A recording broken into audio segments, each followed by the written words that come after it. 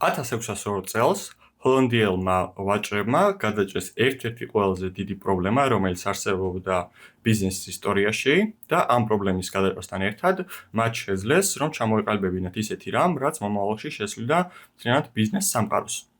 დღეს სწორედ ამაზე მინდა ვილაპარაკო, თუ რა არის საფონდო ბირჟა, როგორ ჩამოყალიბდა ის, რა მექანიზმებით მუშაობს და ყველა სხვა მნიშვნელოვანი დეტალი, რომელიც სტოკ მარკეტზე შეგვიძლია ვილაპარაკოთ. მოდით, როგორც უკვე აღნიშნე, პირველი საფონდო ბირჟა ჩამოყალიბდა 1602 წელს ნიდერლანდებში, როდესაც ჰოლანდიელმა ვაჭრებმა გადაჭრეს ძალიან დიდი პრობლემა, ეს იყო ხარჯების და რისკების გადანაწილება. მათ გადაწყვიტეს და უნდოდათ, რომ აზიაში ევაჭრათ ისეთი რაღაცებით, როგორც არის სუნელები, აბრეშუმი და ამ შემდეგ, თუმცა ამისთვის არ ჰქონდათ საკმარისი სახსრები, ფულადი სახსრები, რომ წასულიყვნენ აზიაში, ეს რისკი აეღოთ, რომ გემით იქ წასულიყვნენ, შეიძლება გემი ჩაძირული იყო, პირატებს გაეძარცვათ ან ამ შემდეგ და შესაბამისად მათი ნავაჭრი შეიძლება საერთოდ არც დაბრუნებულიყო ჰოლანდიამდე. აქედან გამომდინარე, მათ გადაწყვიტეს, რომ ეს ხარჯები და ეს რისკები გაენაწილებინათ საზოგადოების წევრებზე და ამით ისინი შეძლებდნენ, როგორც იქნა, წასულიყვნენ აზიაში და იქ ევაჭრათ. ამით თუ მაგალითად ერთი ვოიაჟი ჯდებოდა 1 მილიონი დოლარი და 100 ადამიანი გადაინაწილებდა ამ ხარჯს, მაშინ გამოდიოდა, რომ თითო ადამიანს უწევდა 10,000 დოლარის ჩადება მხოლოდ, რაც 1 მილიონ დოლარზე, რა თქმა უნდა, არჩევ ცოტა არის და უფრო შეძლებადია ამის გაკეთება. შესაბამისად, თუ ნავაჭრი უკვე ჩამოვიდოდა და უკან დაბრუნდებოდა ჰოლანდიაში, მაშინ ამ ნავაჭრს გაინაწილებდა ყველა ადამიანი, რომელსაც ჰქონდა ამ კომპანიაში ჩადებული ინვესტიცია. ამ კომპანიას დაერქვა შემდეგ ნიდერლანდების ოსტიდოეთის კომპანია, უფრო შემოკლებით VOC და ამით გადაჭრეს მათ ეს ძალიან დიდი პრობლემა და ადამიანები მიდიოდნენ ამ კომპანიასთან, იქ ხდებოდა ფიზიკურად ვაჭრობა, რომ მე ვიყიდი ამ კომპანიის წილს დავუშვათ $100, ვიღაცა იტყოდა, რომ მე ვიყიდი $101 და ასე ამგვარად ჩამოყალიბდა პირველი საფონდო ბირჟა, სადაც ადამიანები ფიზიკურად იკრიბებოდნენ და ყიდულობდნენ ამ კომპანიის აქციებს. დღევანდელი დღე და დღევანდელ რეალობაში უფრო განსხვავებული სურათი გვაქვს. არსებობს არა ერთი, არამედ 60-ზე მეტი საფონდო ბირჟა, რომელიც ძალიან ბევრ სხვადასხვა ქვეყანაში არის, კიდათ ამერიკის შეერთებულ შტატებში, ევროპაში, ჩინეთში, იაპონიაში, ავსტრალიაშიც კი და ბევრ სხვადასხვა ქვეყანაში. საფონდო ბირჟებიდან ორი ყველაზე დიდი საფონდო ბირჟა არის New York Stock Exchange და Nasdaq-ი, რომლებიც შეადგენენ მთლიანი საფონდო ბირჟის დაახლოებით 50% და ისინი ორივენი არიან ამერიკის შეერთებულ შტატებში და დღევანდელ დღეს საფონდო ბირჟებში დაახლოებით 100 ტრილიონზე მეტი ღირებულების კომპანია არსებობს. დღეში ივაჭრება დაახლოებით 50-მდე მილიარდი დოლარის აქციები და დაახლოებით რომ წარმოდგენა შეგექმნათ, საქართველოს მთლიანი შიდა პროდუქტი არის 35 მილიარდი დოლარი. ანუ საფონდო ბირჟებზე ერთ დღეში უფრო მეტი ივაჭრება, ვიდრე მთლიანი საქართველოს შიდა პროდუქტი არის. ეხლა მოდით უფრო დეტალურად და კონკრეტულად ვთქვათ, თუ რა არის საფონდო ბირჟა, ანუ სტოკ მარკეტი და ძალიან მარტივად რომ გითხრათ, სტოკ მარკეტი ეს არის ადგილი, სადაც გამყიდველები და მყიდველები იკრიბებიან და მათ შეუძლიათ ამ ადგილას ერთმანეთში ივაჭრონ. ეს არის წარმოიდგინეთ ჩვეულებრივი ბაზარისავით, სადაც მომხმარებლები და კი არ ყიდულობენ და ყიდიან ისეთ რაღაცებს, როგორც არის მაგალითად ხილი, ბოსტნეული ხორცი და სხვა პროდუქტები. არამედ ისეთ რაღაცებს ვაჭრობენ, როგორც არის კომპანიის აქციები, ბონდები და მოკლედ მსგავსი რაღაცეები.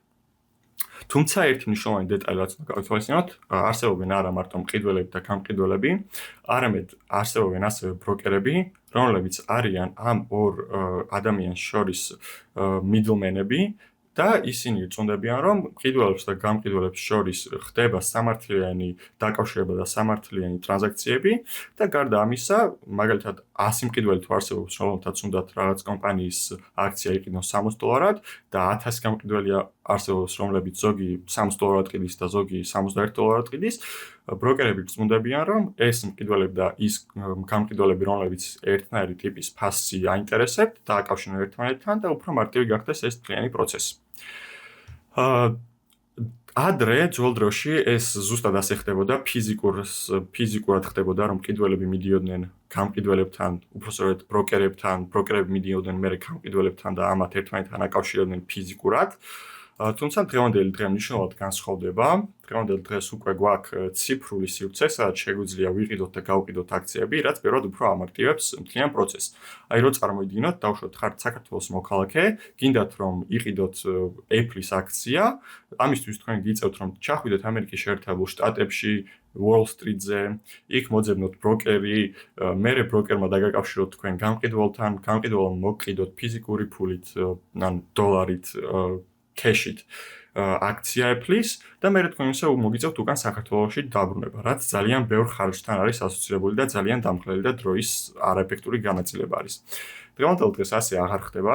დღევანდელ დღეს უკვე ჩვენი ტელეფონიდან შეგვიძლიათ უბრალოდ დავრეგისტრირდეთ რომელიმე საფონდო ბირჟაზე, მაილთა დეტოროზე, რომლებიც არიან ამ შემთხვევაში ბროკერები, ისინი დაგვაკავშირებენ ჩვენ მყიდველებს და გამყიდველებს ერთმანეთთან და ჩვენ ძალიან მარტივად 30 წამში შეგვიძლია ნებისმიერი კომპანიის აქცია ვიყიდოთ.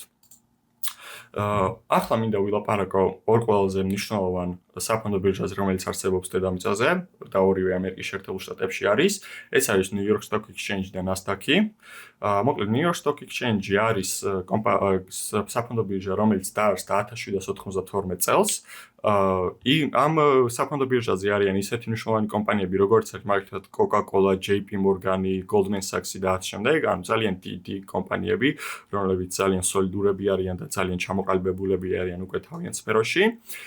და მეორეს მხრივ არსებობს Nasdaq-ი, რომელიც ჩამოყალიბდა 1971 წელს და Nasdaq-ი არის პირველი სრულიად ციფრული საფონდო ბირჟა. ანუ იქ არასოდეს არ ყოფილან ადამიანები, რომლებიც ყვიროდნენ, რომ მე ამ ფასად მინდა ვიყიდო რაღაც აქცია, მე ამ ფასად მინდა გავყიდო რაღაც აქცია, არამედ სრულიად ციფრული არის და ამ საფონდო ბირჟაზე არსებობენ ისეთი კომპანიები, როგორც არის Apple, Meta, Tesla, Amazon, Google და ასეთი უფრო მეტად ციფრული კომპანიები, ტექნოლოგიური კომპანიები.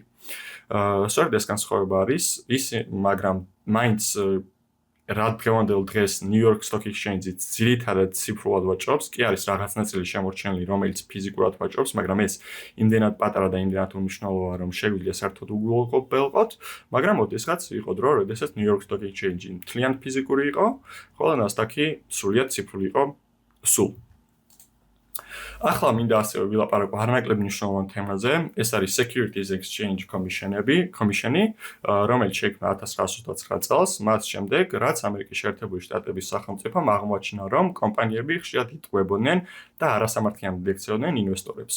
იყო манипуляция საფონდო ბირჟის, манипуляция, ფროდი, ტყუილები და ასე შემდეგ. აქედან გამომდინარე, ჩამოყალიბდა SEC, Securities Exchange Commission-ი, რომელიც წუნდება, რომ ყოველდღიურად საფონდო ბირჟაზე ხდება მხოლოდ სამართლიანი გაყიდვები, რომ ინვესტორების უფლებები დაცულია და ყველაფერი მიმდინარეობს მშვიდად, წყნარად და ისე როგორც უნდა იმართებოდეს.